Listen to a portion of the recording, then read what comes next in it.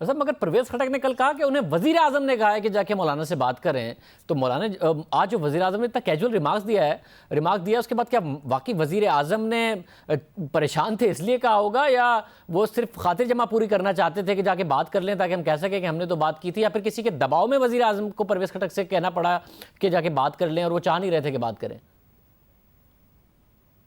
नहीं, असल में एक विद इन पार्टी के अंदर से प्रेशर तो बढ़ रहा था, क्योंकि हम तहरीक इंसाफ के जिस भी अहम रहनुमा से बात करते हैं, किसी भी अहम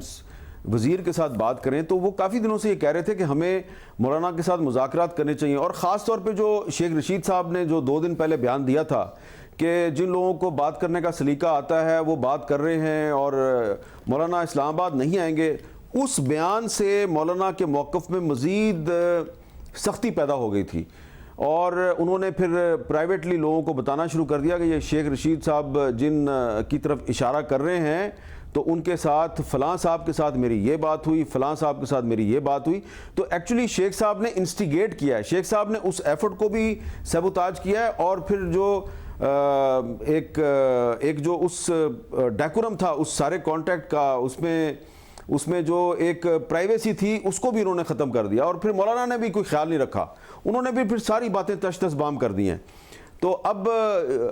अगर परवेज़ खटक साहब की सरबराही में एक कमेटी बन गई थी तो वज़ीर आज़म साहब को उस कमेटी का थोड़ा सा ख्याल करना चाहिए था। मैं समझता हूँ कि आज उन्होंने जो बात की है कन्वेंशन में मौलाना फजलुर रहमान के हवाले से, और उनके सामने से डीजल के नारे लग रहे थे, तो वो नारे ठीक है। आप मौलाना फजलुर रहमान की अब क्या उनकी शान में गुस्ताखी करेंगे? दरअसल ये नारे जो हैं ये दरअसल परवेज़ खटक साहब जो हैं ये